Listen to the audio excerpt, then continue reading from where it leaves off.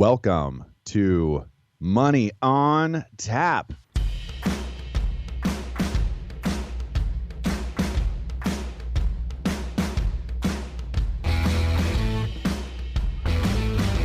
Money on Tap, your personal finance headquarters, where we bring out the professionals' experience and some fun in what we call three-dimensional investing, utilizing insurance, brokerage, and fee-based planning.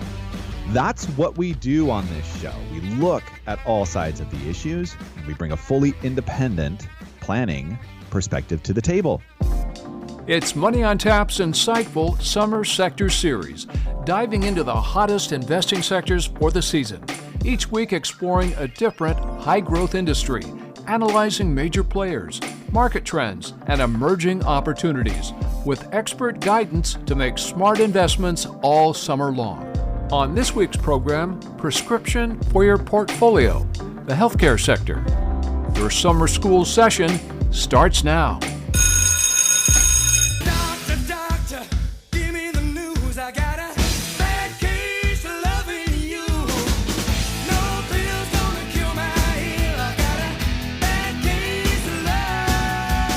Welcome back. You're listening to Money on Tap. My name's Seth Krussman, and I'm here with Ben Brayshaw, Dan Mickelin. How you guys doing today? I'm feeling okay. This is going to be a good show. My health is in good check, Dan. Yeah, doing well here as well. How many boxes of health have you checked so far today? Well, we just had a lengthy conversation about the relationship between cholesterol and cancer, believe it or not. So we're checking extra boxes. Yeah, we're branching out. You know, I'm excited about the show today because guess what? We're talking about the healthcare sector. Right. I'm excited. I need a pacemaker. That's how excited I am right now. Might be my next stock purchase. No, I mean, the healthcare sector is, it's huge. And it's growing. I mean, the demand is growing, the need is growing, the number of sicknesses in this world is growing, the number of medications and blah, blah, blah that they're serving us up is growing. And, you know, no matter where you stand on the chart, like I think about this conversation, right? Whether it's medications, you know, the COVID shot, the flu vaccine, you know, taking antibiotics, you know, or you're not doing that, you're doing pro. There's both sides of the table, you know, and I think for those people who don't want to talk about healthcare, because there's some people who get offended really about, like, I don't want to own that healthcare stock. I think they're evil. There's that side of the table. And then there's other people who are like, I do every shot, I do everything, and so forth. And it's, you know, I think we have a lot of different opinions sitting at this table. So I think that's going to be an interesting portion to our show because I think there is good medicine. I think there is bad medicine. And I think there's, you know, good doctors. And I think there's, you know, poorly practicing doctors. So, you know, and meanwhile, my wife is, you know, studied nutrition in college, certified health coach. So, you know, I've got that whole background kind of echoing through my life, which I love. And she's awesome. And I'm, you know, grateful to have her in my life. But there's extremes to everything. And I think that's one of the balancing acts I find tremendously difficult when investing in the healthcare sector. We've talked about this on a lot of different levels. And I think there's pieces to each person's personal health that gets really personal very quickly. And so I want everyone to be open to the conversation of, you know, there may be an area where the healthcare sector is going to grow. Maybe if you're not really fond of a particular company or a particular sector, maybe there is one that you are. And I'm excited about some of the subsectors we're going to talk about today and a little bit about how, you know, AI plays a space in this. Got a part of everything these days. Yep, absolutely. This is one of the most impacted industries. There's some real excitement there from global national health perspective, but certainly on the investment side as well. Yeah, can't have a conversation inside of finance or investing without landing it inside of AI somehow, some way. It's a part of the conversation. And it's a lot of fun. Hey, if you're new to Money on Tap, welcome. We're glad you're here. If you're coming on back, then this is a new week for you. And we're going to grab a new sector of the S&P 500's 11 sectors. And we're covering a summer sector series. And we know how many of you are just loving that we're kind of grabbing this topic. And that's what we're going to focus on here at Money on Tap is we're going to be in the healthcare sector. Now, this is RX for your portfolio, the healthcare sector.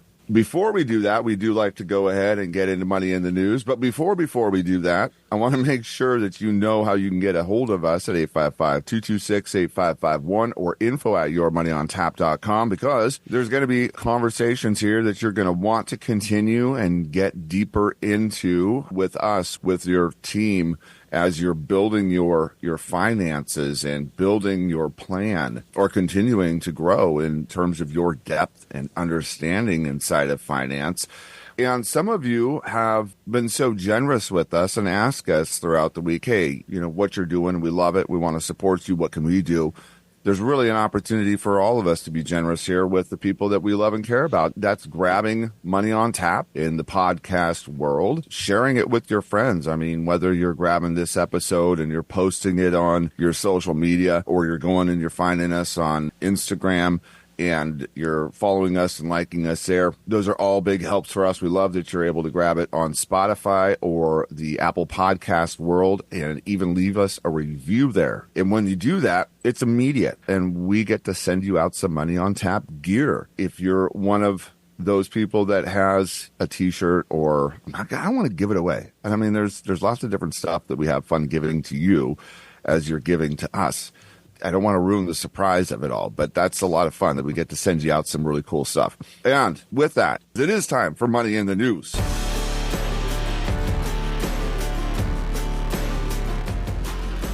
From Fox Business, written by Eric Ravel. Commission finds COVID pandemic caused $18 trillion in economic damage to the U.S. We talk a lot of big numbers on the show, but very rarely we get into the trillions unless we're talking about the national debt. But $18 trillion is what they've come up with for what they call the most disruptive and costly event of the 21st century, which was obviously the COVID pandemic. And they break it down like this: $8.6 trillion in damage caused by excess deaths, $1.8 trillion in lost income, $6 trillion due to chronic conditions such as long COVID, and mental health losses of $1 trillion, along with educational losses of $435 billion, to come up with that total of $18 trillion of economic debt. Well, the only thing destruction, not debt. The only thing that I think is well underestimated here is the $1 trillion of mental health loss in our country. Yeah. I mean, there's been a lot of mental health loss, I think, in the last 40 years. There's, I don't know about you, Dan, but I just feel like the world's gone crazy on us. Oh, it sure has. It really has. So, if you're crazy, admit it, like we all are. I'm a little more crazy since COVID. I'm okay with that, and you guys are living with it, and I appreciate it. This is incredible. I mean, I really think about the fact that they were able to quantify some number around this. 18 trillion. I mean, it's got to be at least 18 trillion, because we printed, 14 or 15 trillion dollars, during that time period. So, these numbers probably don't really speak to the true financial harm, in my opinion, but I do agree with every aspect of the fact that we should be taking at least 20 trillion from the Chinese government. I mean, we can simply just cancel notes. Yeah. Hey, we did owe you this much money, but now we don't. I think that's a real quick way to solve a lot of debt. Take back some of our farmland too. Yeah, and take back our farmland. All these things. Hey, listen, we'll take $2 trillion in our farmland back, thank you, and we'll take $18 trillion out of our notes gone. You don't even need to write us a check. I think that's the healthiest way to move forward here. That might be the beginning of World War III, but that would cost us less than $18 trillion. So, but this is really interesting. It's really good for us as a country. I'm glad that Fox actually broke this out to really evaluate the true damage to our economy and what's going on with this and all the different pieces. But what I love about this is that they're calling for government funding on biomedical research and related research activities connected with U.S. companies in China. Like they want these audited. I want these places audited. Do we need a COVID number 5? Yeah. If we don't put real rigidity around this stuff, and they're still doing all this stuff in the background. You got to be naive to think that China and the U.S. have just stopped doing this stuff. Why are you creating diseases that are uncurable? Part of the article too, and this is all formed from a report written by the Heritage Foundation, is that they do lay the blame for the pandemic at the Chinese. It literally. Oh, you mean takes like the steps. You mean like they hit it? Yes. But it opens. They're looking for reparations, talking about the possibility of civil suits from people who've suffered, and redoing our whole supply chain and basically cutting ties with China on at least these critical elements. So all those years of like it was a bat and it randomly came available, like that's nonsense. not it. That's nonsense. Okay, now I understand. I'm sorry, I missed that for the first foreseeable years of that pandemic. Seth, I love how this. There was actually quite a bit of relief in the accountability of taking action towards accountability and not just sweeping things under the rug. It just feels good reading this article. I mean, even if we're not going to get anything out of it, but it felt good reading it. I agree. Absolutely. The layout of it and what they covered with, for one, it's a nonpartisan commission, and the recommendations for Congress that they're laying out is the establishment of a bipartisan national COVID commission to conduct a review and the negligence and the cover up. So, having a review, having accountability, having it bipartisan, having, the ability to have civil claims against China for the harm and recommending compensation for these harms that have been created by China, and those links there, whether it was just, cover up or the biomedical research or however it happened, or they're just the unwillingness to, establish any kind of protocol to protect not only, their own citizens, but the rest of the world, and the fallout from it. It's enormous. I would say underreported, the numbers like you were saying, Ben. Probably just a fraction of what they really are. The effect was enormous. Of course, there's no way that we're ever going to, not have this be a part of our conversation moving forward. Even 20 years from now, 30, whatever the time frame is, it is not a blip on the radar. It is a huge deal, and we still have things like the new normal that we say, which that kind of ties into your first comment of the sanity or the medical health need there, that there's even a phrase new normal. That is insane inside of it. The only level of insanity and the only proof of how stupid our government is we're probably going to spend $1 trillion figuring out if, what level China is really susceptible to the loss. And China doesn't value life enough to actually pay us out for this, or anybody for that matter, or their own people. They'd probably rather go to war and say, we'll spend $1 trillion or $2 trillion on war versus giving you $20 trillion. It's like, I just think that, there's no other countries doing this, or that I know of. I mean, I could be totally wrong in that. I'm speaking, but we're going to spend tons of money on this bipartisan. This article's enough. You're guilty. Yeah. It's like, come on. Well, I think the term war too is one of those that if you characterize it a little differently, we already are there, and it's already happening. It's just not, with a nuke or with boots on the ground the way that we've experienced it in the past. There's a very new version of that, and we've been attacked. There have been acts of war on the U.S. companies, you name it. We can dig a lot deeper in that, and having financial reparations. And I did like several of the ideas that you threw out. That's immediately where I went to. I was like cancellation of debt. What were some of the other ones that you threw out there? I'm trying to remember. Take our land back that they're building fake windmills on next to our military bases. I mean, yeah. Yeah, I don't know. I mean, anyways. What? Good one. I love this. No weather balloons flying over our country. Oh, shoot. Why in the world did that ever happen? Can't figure out how to shoot that thing down. Give me a bow and arrow, folks. Come on. I just need a thumbtack. Air travel demand is breaking records, and airline profits are not. by Leslie Josephs, CNBC. Thank you very much. This was really interesting to see that there's, record travel happening, but there's not a record profit tied into that.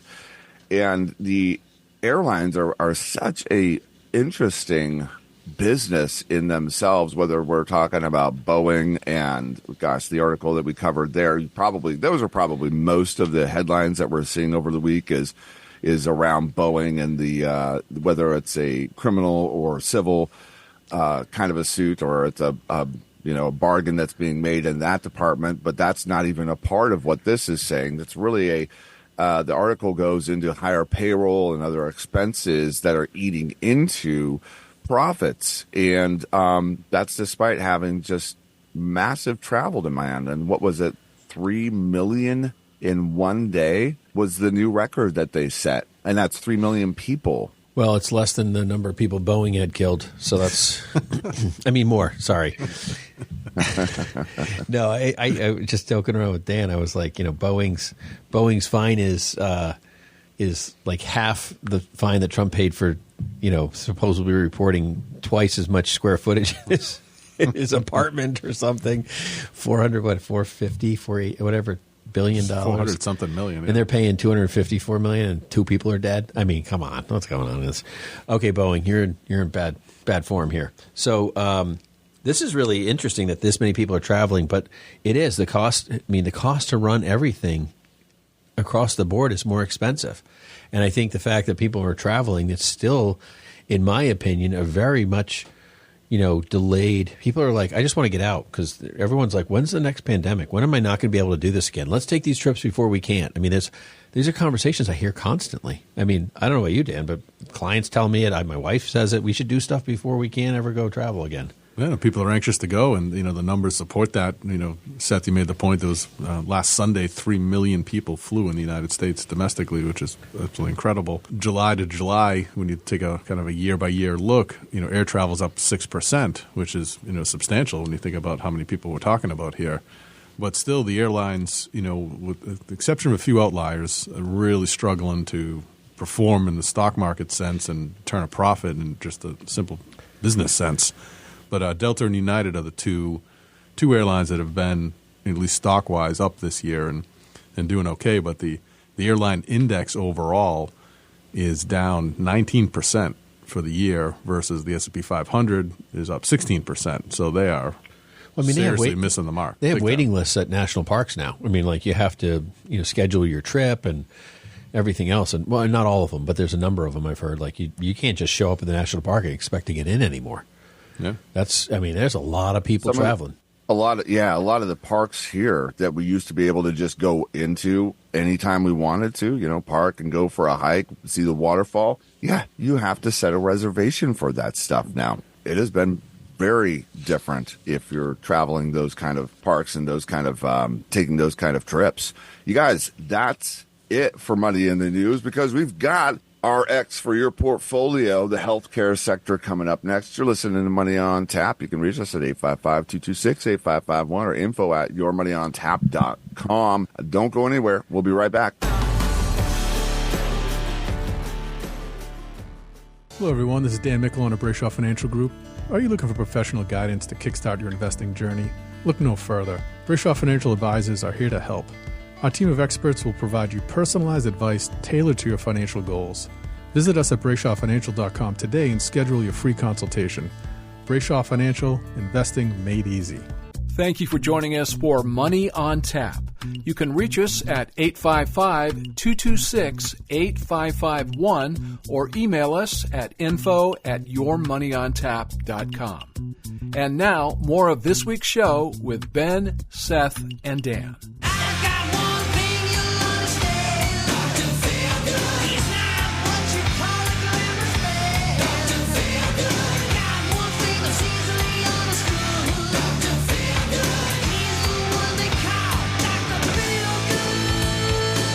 Welcome back. You're listening to Money on Tap. You can reach us at 855-226-8551 or info@yourmoneyontap.com. We are getting into a prescription for your portfolio, the healthcare sector.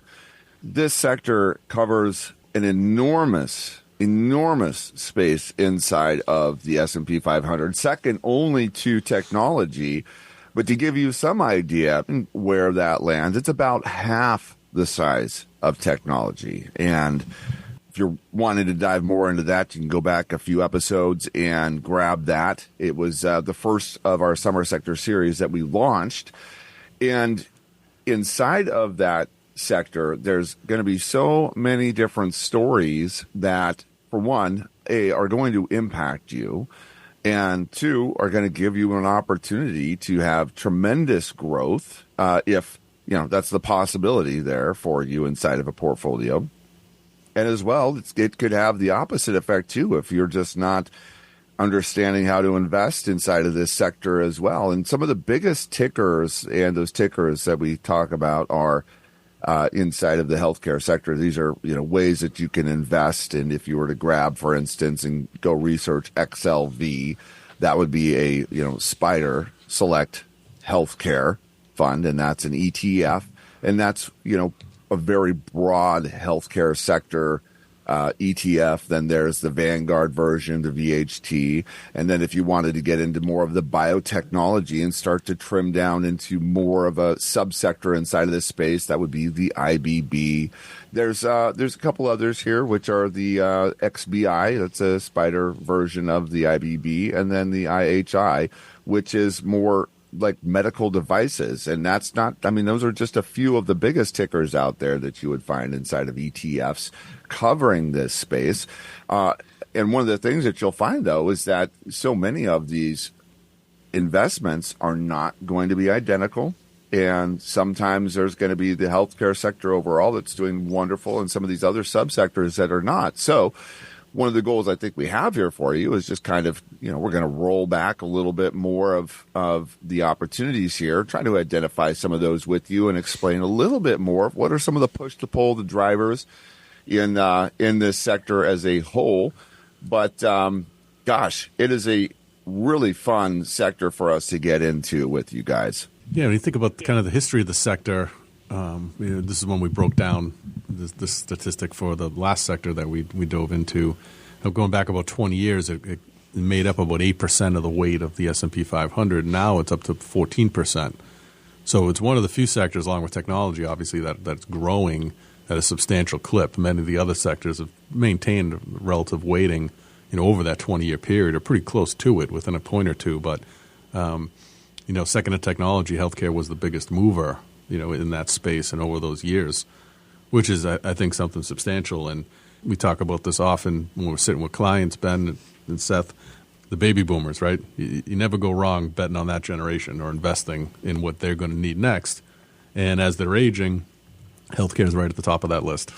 Baby boomers, more and more retiring every day. We're not like at the end of it. They're at the beginning of it. We have 20 more years of baby boomer retiring. That's crazy. I'm just thinking about, like, in the next 20 years, we're going to have between 30 and 40% of Americans retired.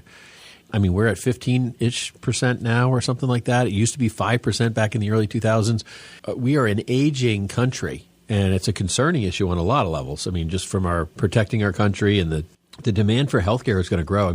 It is the second largest sector. And like you said, Seth, it's half the size of the technology sector. But I think they're going to be arm in arm in 15, 20 years.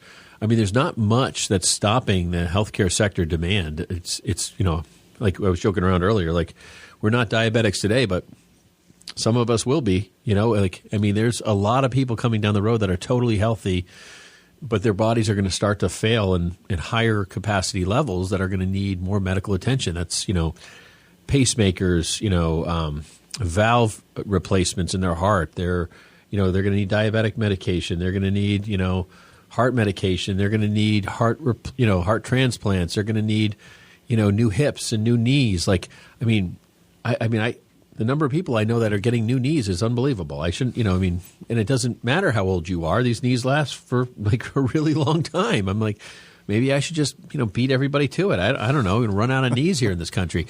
So, there's just a lot going on in the healthcare sector that's almost seems like you can't go wrong. And I think that's where the danger falls in play.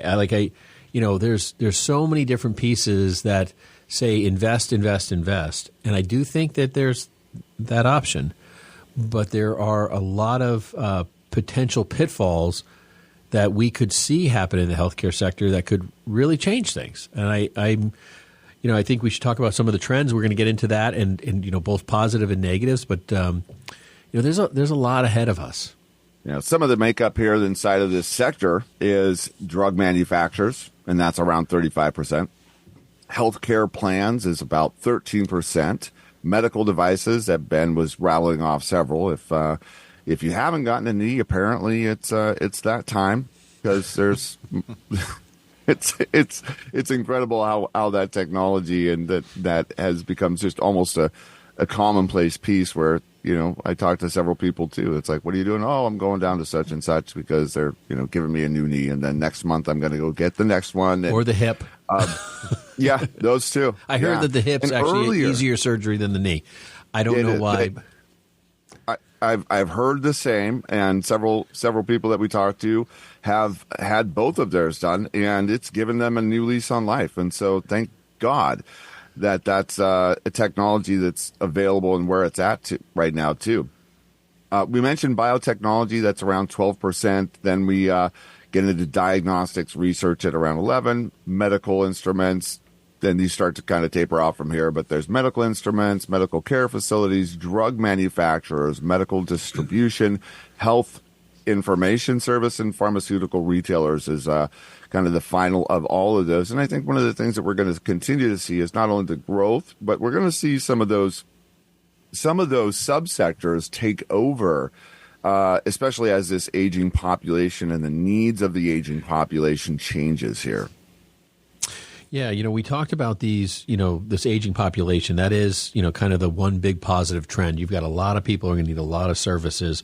And not only is that number going to basically almost triple from the retired number today, that's 3 times the number of people all needing these services. They're going to need more of them. And people are living longer. They're living with ailments. They're living with cancer. They're living with diabetes. People on dialysis are living longer. So these treatments go on longer and longer and longer. So you have, 3 times the amount of people, and everyone needs more of it. And they are living longer to the point where they're using more than historically normal. The fact that we have 2 major epidemics, one being obesity, the other being, diabetes. These are big players in that world as well. So that's not eating well plays into another drug, right? And we're talking about all these, weight loss drugs that are. I mean, we were joking around beforehand. I was like, well, I wouldn't mind taking one of those things. Maybe I look a little better and I can, cheat a little bit more on my food content. What's hilarious about that, Ben, is Ozempic has become like it's the kids have Ozempic jokes. I'm sitting there listening to them, go back and forth at the dinner table this last weekend with each other, and they've got, Ozempic jokes. Oh my gosh, you guys, this is like, I can hardly say the word. And I'm like, 5 months ago, I'm like, what are we talking about? Who's got what? I'm not going to take a scoop of ice cream. I'll just take the half gallon. Yeah. And I'll take that shot. So, I mean, these are all major issues, and, diabetes being right behind that. And, we have all this, it's all positive. Like, hey, we have new drug development. We've got new advances in surgical equipment and, how they do surgeries. Like, people are in and out of the hospital for like major surgeries, and they become day events, not week events, right? I mean, we have so much progress going on. We were just, talking about how, hearing loss will be something, of the past in 20 years, the development that's going on in that space. There's so much of this and more. So what are the, I think that's the big thing. Like, hey, guys, the positive. But now it's time for the negatives, because there's some big things that could throw a major wrench inside the healthcare, pharmaceutical investing space. Yeah, and the biggest threat is, something that, people are longing for here in this country, but it's the single payer system, right? Yeah, I'm with you on that. But, the whole notion of,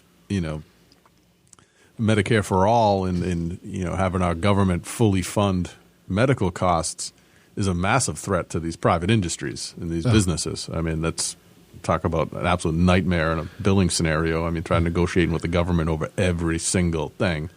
That's where this would all be pointed at, and that's probably the biggest threat. Well, that and the care. Like, I mean, look at Canada. I mean, people come to America to get care constantly just because we're closer. I mean, they'd probably fly to Europe if they could, but people just drive over the border. They'll get care here because they're going to wait months. I had a friend who tore his ACL or something like that. It took him 6 months to go see the doctor. By the time the doctor saw him, he said, well, if I had seen you like 3 or 4 months ago when it first happened, we could probably repair it, but you're going to have a lifelong injury now. I mean, this is no joke. And I think no one wants to really pay for anything. And so, the burden's been thrown to the employer. The employer has then thrown back a portion of the burden to the, employee. And then all of a sudden, guess what? Everyone doesn't want to pay anything. No one wants to pay a bill. So why doesn't the government handle it? That sounds good, but nobody really does the research of quality of care, because that's the biggest issue. And if you don't have quality care, you're not going to sell these drugs. You're not going to sell the new knee replacement. They're going to say, you know what? You walk well enough. You have to have this much of a stagger before we replace your knee. You're actually touching on something that has affected me and my family personally. Like our doctor, our general practitioner, or the guy that we went and saw for whatever it was. He was our first doctor that we contacted. Had to me, what looked like a very well-established, young, thriving practice. And we got a letter last summer. We got one in the mail, and then we got emails, each of us, basically letting us know that because the insurance companies were not paying, and also the patients were not paying their portion. Like you said, nobody wants to pay, but that includes, and let me finish that thought. Apologize, I kind of just stopped. He had to close up shop. Had to. Could not continue to keep his practice going. And I don't know where he's at today, but we loved him. We felt like after, what person after another and transfer after another, we finally got somebody that would be able to see us, take great care of us, knew who we were, and now we're in that. It's a battle to try to find that next person that we can get in and see. And also, we're going to have some continuity and trust and relationship there with. That's why I think these telemed things, like whether you like it or not, you're not going to see your doctor in person very much. It's going to be, here's your 15-minute, and they're going to be bouncing from Zoom to whatever they're using, because there's not enough medical professionals to even care. And the healthcare sector the insurance sector is literally pushing these private practices out, which is forcing everything to become very centralized in larger corporations, because they're the only ones big enough to fight the insurance companies to actually pay the bills. Well, here's one that I'm kind of baffled by. I went to, get my vitamins from GNC. And, of course, they got me signed up for whatever their premium GNC thing was, because I was saving, 40% that day or something. It seemed like a great deal for whatever they're doing. And in that packet of information that I walked home with my vitamins, there is a telemed in there, and it's included. And I'm like, holy cow, wait a second. GNC has a telemed option? And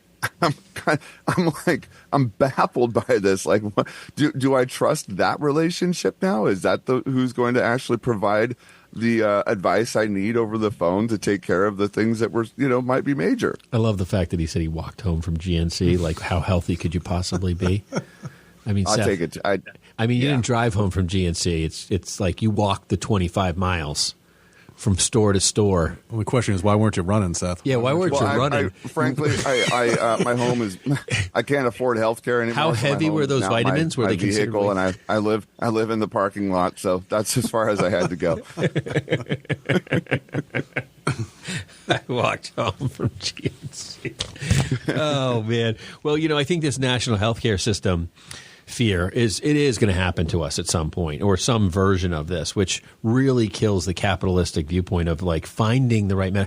I mean, we talked about, people know I was injured by, some vaccine shots when I was a kid. So I never got the shot. That's a public, declaration of where I actually had paralysis from it. And so, we opted out of the shot for our, own health and my experiences, and our doctor had recommended that was probably the right direction for us. And, So I'm not a proponent of the shot in general because of what I've personally experienced. I get that that's not everyone's story, and that's okay. But there's two different sides to this whole thing, because I look at what pharmaceuticals have done for, a lot of illnesses and have saved lots of lives in lots of different ways, right? I mean, I think about penicillin. Before we had penicillin, people were dying of, kind of some simple infections at times, that we couldn't seem to get under wraps. So, we created enemies out of things that have saved families, and we've, and then there's drugs that, it's like, hey, man, these things have hurt people, and there's side effects. I had minor in chemistry, and we talk about all the different, that's another life of mine, but, talk about all the different moving parts of chemical reactions and things that happen. So I find the pharmaceutical world very interesting, and I think there's really a count your cost scenario, like, do I really need to be thinner, or do I really just need to be more responsible about how I eat? I'm not going to, go start popping a pill to lose weight. But there's a lot of people out there that, medically need that because the stress on their heart or their legs or their joints or there's something really wrong and they need that kind of thing. I totally get that. The reward outweighs, the fear of losing your life. So these are big conversations that I think our world is having on a daily basis, and we're all afraid to talk about it. Like, did you get the shot? Did you not get the shot? Are you on this team or that team? It's like, this is a personal decision, but when it comes into the investment world, I know you guys see it. Oh, I don't want to own that company. They're evil. Well, did you know that company makes X, Y, and Z too? It's like, or. I really don't think invasive, surgery is a certain point. Some people don't believe in putting anything else in their body, like no stents. They don't want to use any other organs that aren't their own. Like there's lots of sort of like very religious, scenarios of various sects, whether it's, Muslim or whatever. It doesn't matter. It doesn't have to be Christian. It's just, there's lots of people who have lots of rigidity about how you handle your health and what you can and can't do. And so that is also a complication. It's like gambling or investing in, alcohol or tobacco companies for some people. It's that level of concern, and I think that's great. And I think we're going to dig more into that as we, move into the next step. Hey, you guys, this is a fantastic conversation, and we're going to have a lot more coming your way in just a little bit. In the meantime, why not go over and subscribe to Money on Tap? And thank you very much for doing that and leaving us a review. When you do, make sure that you let us know at info@yourmoneyontap.com, because we want to send you out some Money on Tap gear. And what an awesome platform and timing this is for me and for us at Brayshaw Financial Group and Money on Tap, because guess what? We are ambassadors of Real Men Wear Pink. And I say we, it's me. I'm trying to get Ben and Dan on board here. They'll be here certainly, but what does that mean? That means American Cancer Society is in October going to be really doing a breast cancer awareness push. We're getting a head start on that right now. You can actually go to my personal page and become a donor to American Cancer Society. That's an awesome way for you to not only just be able to help out people that really need to experience help, that are going through cancer or families are going through cancer, to be able to get the services they need, as well as there's research, and as well as there's something really cool I just learned about. It's really kind of getting ahead and pushing through the system, that big, massive system that doesn't seem to want to budge, things that can really save lives. For instance, you can have a very simple test that can tell you, hey, you have a very, very high risk of having this kind of cancer. Why don't you now know that you can get a test to tell you you're at risk? You can get ahead of that instead of waiting for whatever the time frame is to get that test. It can all be included inside of the services that really are available and can be provided on an ongoing basis. Maybe that didn't make the most sense the way I described it, but it's a really awesome opportunity for you to get involved and become a part of the light and a part of the difference, and making a difference in American Cancer Society, becoming an ambassador or doing whatever, or just going and donating to my page for Real Men Wear Pink. You guys, we're going to take a quick break, and then we'll be back with the prescription for your portfolio, the healthcare sector. Called your doctor, woke him up, said, "Doctor, ain't there nothing I can take?" I said, "Doctor, to relieve his bellyache." I said, "Doctor, ain't there nothing I can take?" I said, "Doctor,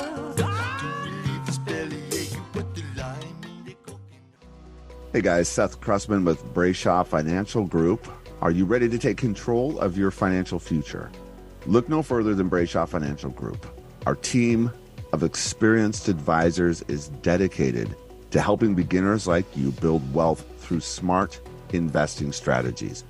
Visit BrayshawFinancial.com today and start your journey towards financial independence. Brayshaw Financial Group, your partner in wealth creation. We appreciate you listening to Money on Tap with Ben, Seth, and Dan. You can contact us at 855-226-8551 or email us at info@yourmoneyontap.com. And now, more of this week's program. Doctor, my eyes, tell me what is wrong, 'cause I'm wise to leave them open for so long. Welcome back. You're listening to Money on Tap. You can reach us at 855-226-8551 or info@yourmoneyontap.com.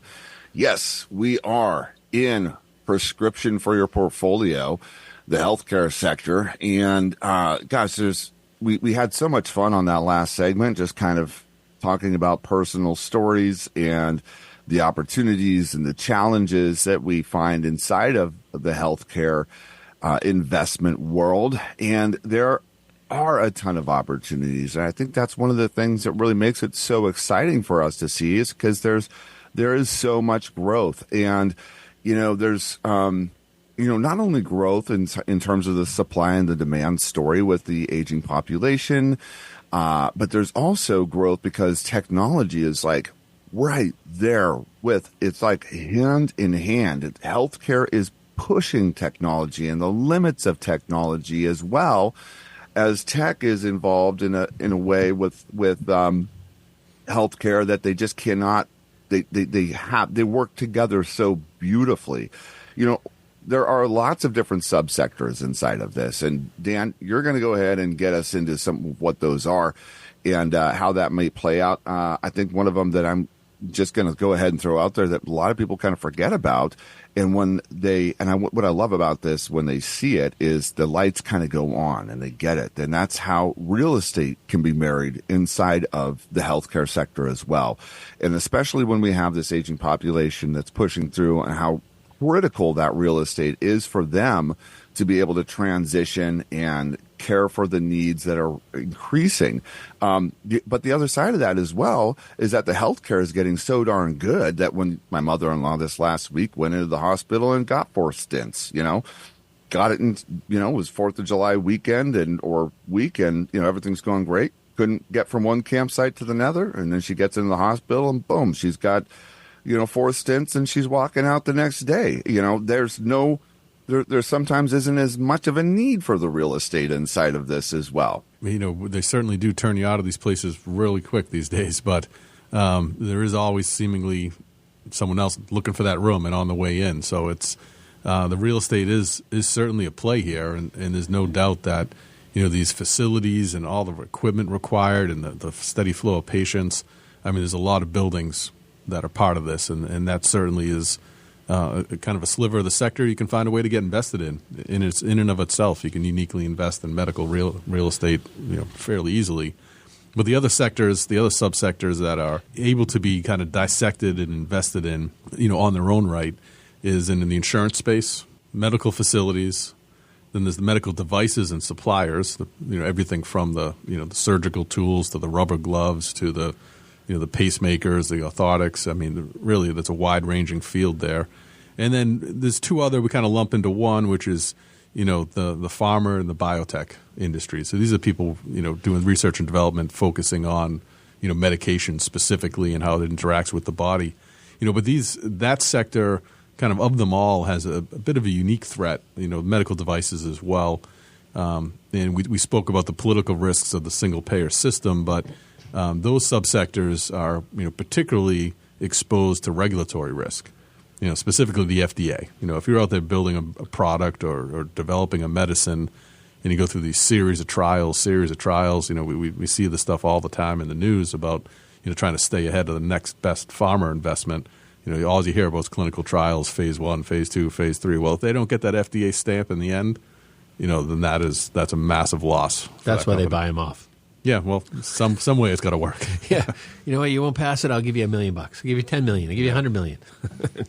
You're right. Regulatory risk is huge. I mean, regulatory risk is not just the FDA. It could be if we have a national healthcare system, it's whatever regulation it's going to be over that. And I think that's really where a lot of people are concerned because, as I was speaking about my friend up in Canada and that whole knee issue, not being able to get the care he needed to really get fully recovered. He's now got an injury for life. If that becomes the U.S. medical system, it's because of regulation. It's hey, try this med, try everything before we just do what we have to do. And we like to think that wouldn't be the case, but the truth is that is the case in most national healthcare systems. It's hard to get the right care when you want. I mean, that's why people in the United States travel elsewhere sometimes because they just want to get better care. The U.S. has good health care, but it doesn't have great health care. I think that's one of the things that a lot of people are concerned about. Like you look at some of the things going on in Europe, it's pretty incredible, Germany and so forth. I think the regulatory risks weigh as a huge cloud over the healthcare sector. So how do you invest in the healthcare sector if that's the case? I mean, that's really the question, right? So what I look at it's easier for a doctor to prescribe a pill than it is for him to do a surgery. So at that point in time, it's going to be a lot of, that kind of medication and medical advice through telemed, which would be the least expensive, less facilities. These people will be sitting in cubicles. You'll have doctors who went to med school sitting in cubicles. If you're even talking to a doctor, you're probably talking to AI half the time. That too. So, you've got all these different pieces going on, but the truth is it's going to be try this pill first, try this PT first, and then 6 months, 8 months, 9 months down the road, it's going to be like, okay, you still can't walk. Now you've tried the cane, like whatever. Okay, we'll replace the knee. Because that's where I think now is the demand because of the population and the baby boomers retiring and the need for all this stuff going to grow and more knees sold and more hips sold and yes, but profit margins, area of least resistance, they'll control the profit margins on that stuff. But if they're selling 1,000 times more of these things, then it's going to be a lot more money. So that's a big issue inside this. You are listening to Money on Tap. We're going to take a quick break, but when we get back, we're going to get into some AI. Can't wait. You're listening to Money on Tap. You can reach us at 855-226-8551 or info@yourmoneyontap.com. Be right back.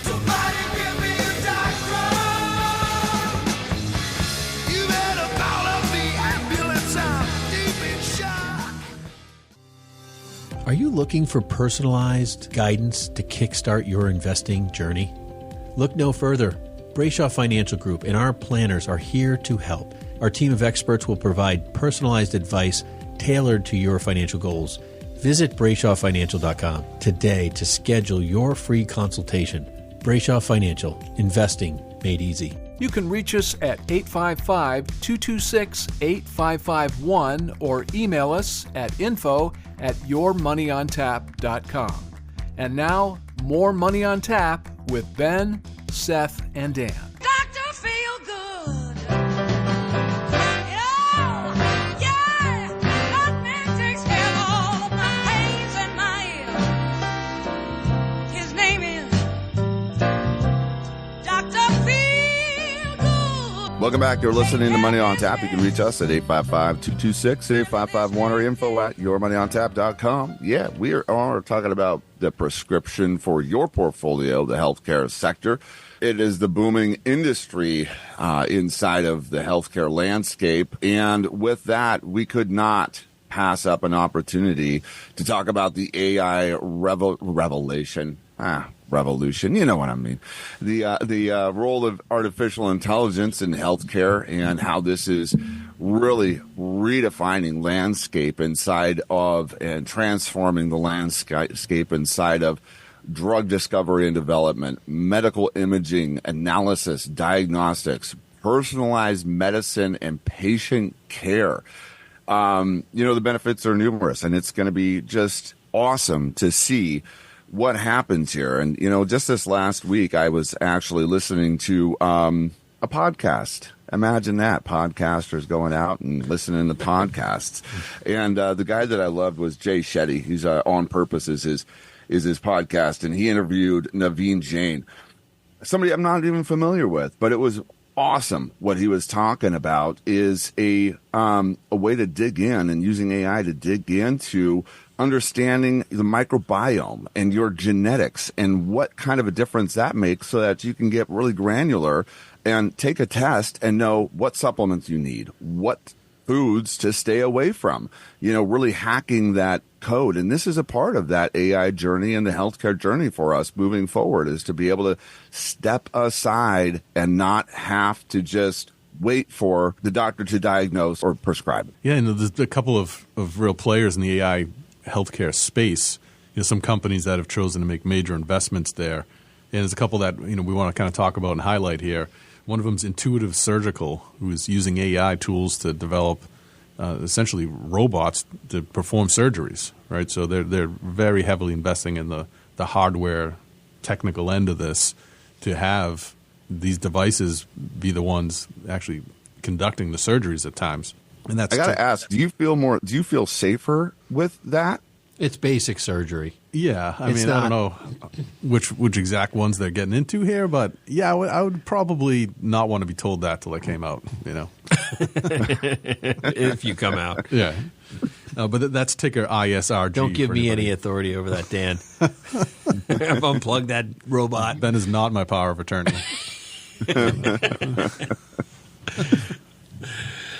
Oh man, well, AI. I know I interrupted you, Dan. I'm sorry, but it's always fun. So I think this was the most amazing thing about AI to me, and all what you guys are talking about is pretty incredible. But I highlighted in this one thing I read, in the U.S. the $23 billion was spent in 2023 for AI. They think by 2032, okay, like 9 years from now, they're expecting $431 billion. That's a 38.2% compounded growth in spending. That's incredible. And I think all the things you're talking about with this AI and what it's doing inside the medical, I think we've seen nothing yet. I mean, like Seth, what you're talking about and figuring out what you need to eat and having a robot, cut your appendix out, like really these kind of very simple surgeries, they're not complicated. The diabetes, even, Stryker Corp, the medical devices, they're literally using AI in all of these things. And for regulatory matters that we just talked about to streamline costs, one of, I have one client who works in the world of figuring out medically what the best processes are based on, the first 5 symptoms. So their company they work with, they figure out, hey, you've got these symptoms. Everybody that had these symptoms, they did these 5 tests, the ones that got them to the end result the fastest. So they eliminate all these extra tests, and there's all this stuff. It's really incredible. And then now AI is being used to, figure more of that out faster and just even find, things that we can't necessarily see intuitively, like, hey, what, that mathematically is not necessarily necessary either, but this one should be done because it can rule out 5 other things, and that's where it's worth spending the money. This stuff is incredible. I don't know. I'm excited, and the AI conversation continues to get me really excited. I can see the costs for this kind of procedure in the medicine really leveling it off. Like, again, technology bringing cost down would be ultimately the game changer, I think, inside of that, as well as preventative kind of opportunities to bypass, like you were talking about, misdiagnosing people and procedures happening on the correct leg. That would be nice if you went in for the left knee and they did the left knee instead of the right. Maybe there's something inside of that. You guys, we are having we're just having the time of our lives with you guys, and we cannot wait to be here this next week with you as we get more into the Summer Sector series. You've been listening to Money on Tap, the prescription for your portfolio, the healthcare sector. You guys, make it a great week. Be successful in your investing, and we'll see you here next week on Money on Tap. All season long, it's Money on Tap's Summer Sector Series, each week exploring a different high-growth industry, analyzing major players, market trends, and emerging opportunities. Join us again next week for more smart, sizzling investment opportunities here at Money on Tap. The views expressed are not necessarily the opinion of this radio station and should not be construed directly or indirectly as an offer to buy or sell any securities mentioned herein. Investing is subject to risks, including loss of principal invested. No strategy, product, material, or tool mentioned can assure a profit nor protect against loss. Please note that individual situations can vary. Therefore, the information, products, materials, or tools mentioned should be relied upon when coordinated with individual professional advice. Past performance is not a guarantee of future results. This show may be subsidized in whole or in part by a product sponsor or issuer. Securities and advisory services offered through Osaic Wealth Incorporated, member FINRA SIPC, and a registered investment advisor. All other services offered through Brayshaw Financial Group LLC are independent of Osaic Wealth Incorporated. Osaic Wealth Incorporated and Brayshaw Financial Group do not provide tax or legal advice. Main office is located at 116 South River Road, Bedford, New Hampshire 03110, and can be reached at toll-free 855-226-8551. Well, bye.